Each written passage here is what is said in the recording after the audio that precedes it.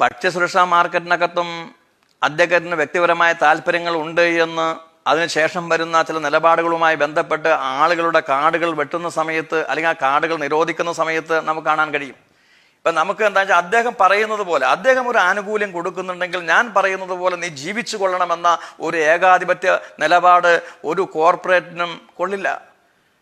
അദ്ദേഹം ഞാൻ പറഞ്ഞു നമ്മൾ നാട്ടിലെ ജനതയ്ക്ക് ഒരു സാധനം കൊടുക്കാൻ ആഗ്രഹിക്കുന്നുണ്ടെങ്കിൽ അതിൽ നിന്ന് എന്തെങ്കിലും പ്രതീക്ഷിച്ചാവരുത് കൊടുക്കരുത്.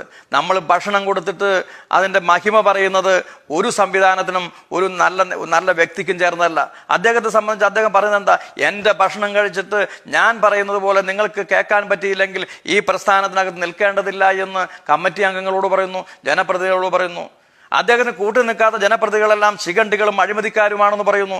ഏതെങ്കിലും ഒരു പ്രസ്ഥാനത്തിനകത്ത് 2000 പേരെ വിളിച്ച് അതിന് മുന്നിൽ വെച്ച് ജനപ്രതികൾ ശിഖണ്ഡികൾ എന്ന് വിളിച്ചാൽ ആ ജനങ്ങൾ ആ മെമ്പർമാരെങ്ങനെ കാണുമെന്ന് അദ്ദേഹം നോക്കട്ടെ. ഇവിടെ ഉദ്യോഗസ്ഥന്മാരെ ഭീഷണിപ്പെടുത്തുന്നു.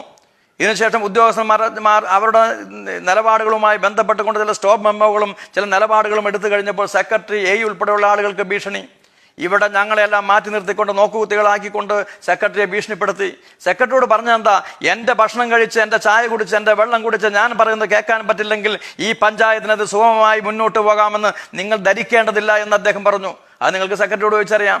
അന്ന് മുതൽ അവർ ഭക്ഷണം നിർത്തി, ചായ നിർത്തി, വെള്ളം കുടിക്കൽ നിർത്തി. എല്ലാവരും വീട്ടിൽ നിന്നും കുപ്പികളിൽ വെള്ളം കൊണ്ടുവരുന്നു, എല്ലാവരും വീട്ടിൽ നിന്നും ഭക്ഷണം കൊണ്ടുവരുന്നു, എല്ലാവരും ചായ പുറത്തുപോയി കഴിക്കുന്ന രീതിയിലേക്ക് ഇവിടുത്തെ ഉദ്യോഗ സംവിധാനങ്ങളാകെ മാറി.